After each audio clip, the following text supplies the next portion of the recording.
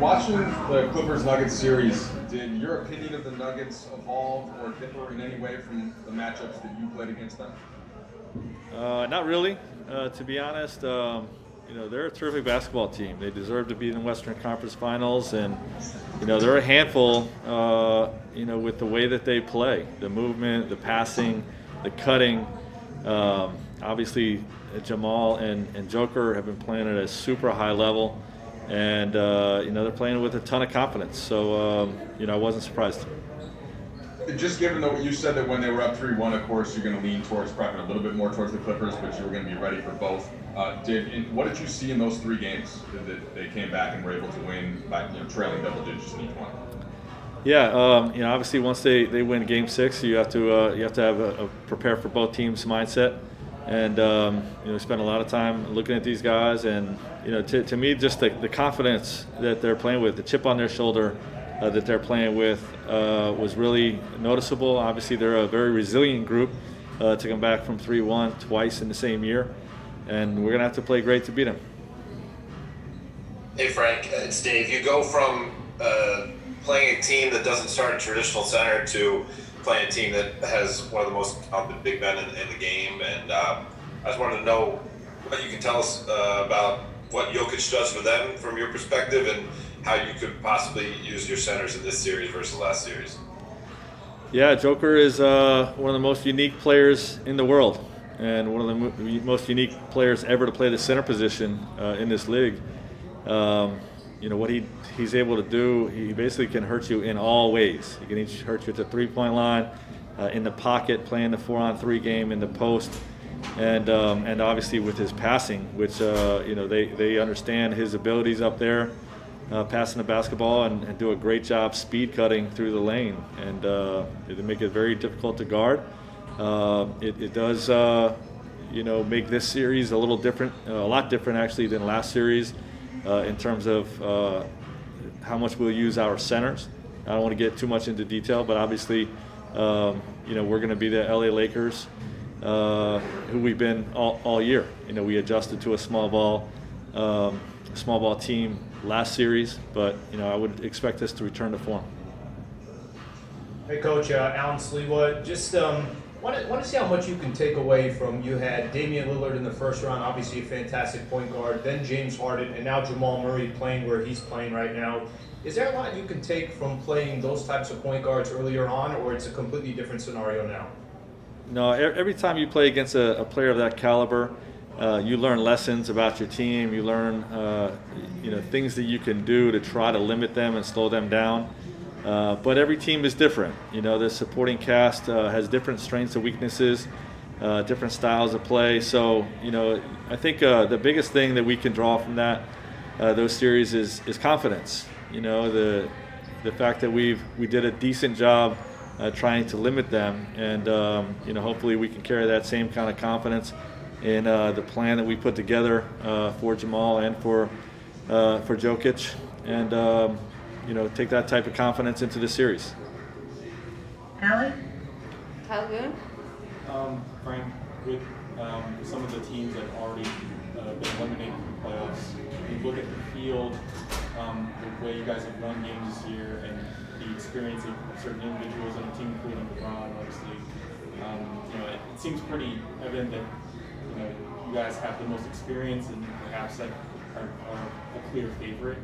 Do you find that might change the mentality you guys have going forward, or do you feel like you have to protect guys from maybe feeling that status and continuing to do what you've done so far? Yeah, my sense is our guys, and I know our coaching staff feels this way, believes that any one of these 3 teams remaining can beat us.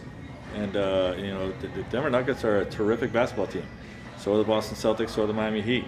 So while we have players that have been there, we've not been there as a group yet. So we're still super hungry to get the job done, and recognizing and respecting the opponents that are still remaining. Frank, Dan? Frank, you guys have been in virtually the same situation after Game 1 and both the 2 series you played, where it's been a little bit of a feel-out process for tempo and pace and all that different stuff. Obviously, I'm sure you don't want to be in that position after Friday. Is there anything you can do other than say, don't do that? Or are there ways you can try to ramp up competitiveness in this period between games, or Yeah, just I kind mean, of take it as a loss? You know, we do everything we can to win both of those first game ones. You know what I mean? And it didn't go our way. It's obviously not the plan, and we're approaching these few days to do everything we can from a preparation standpoint to win game one. Have you tweaked anything from preparation in terms of? Not really, no. No, I mean, we do, you know, we take whatever time we have on the court in the film room, study in great detail, drill in great detail, and, you know, like I said, just try to put the plan in as quickly as possible.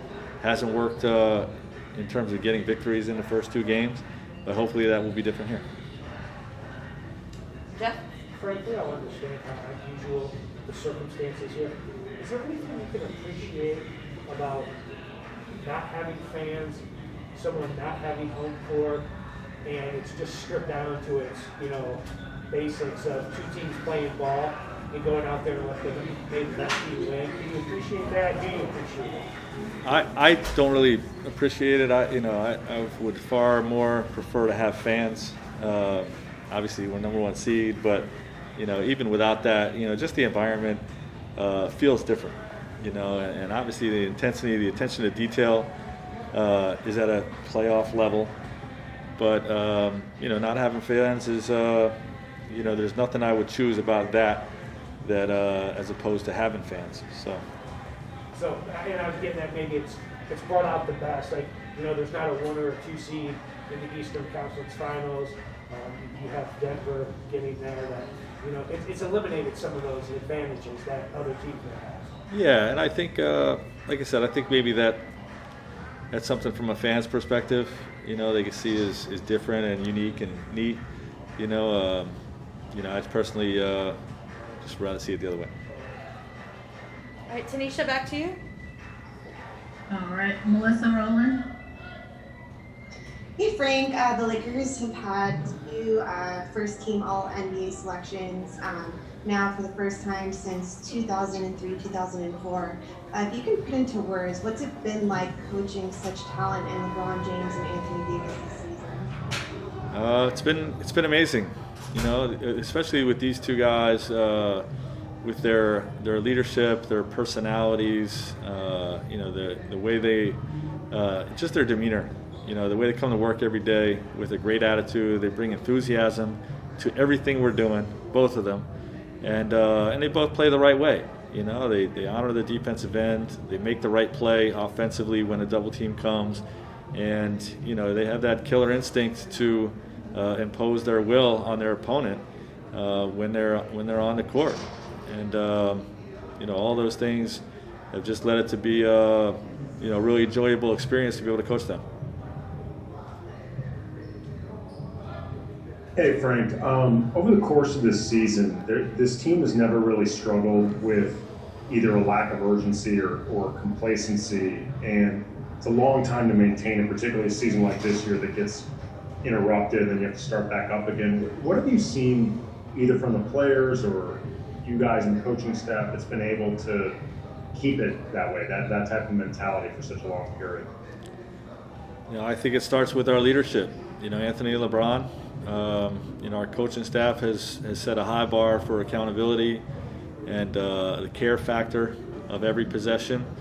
But Anthony and LeBron have you know, taken that lead from us and really set that tone in practices and film sessions, in everything we're doing away from the court, to make sure we're at our best, you know, come game time.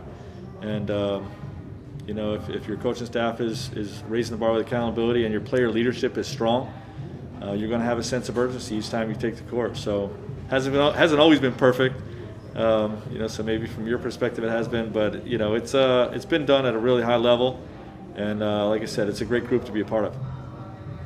Last question, Brian Kamenetsky. Hey Frank, you know, your first year, I guess it's about a decade ago now as a head coach, you know, you had a team that was anchored in the middle by Roy Hibbert.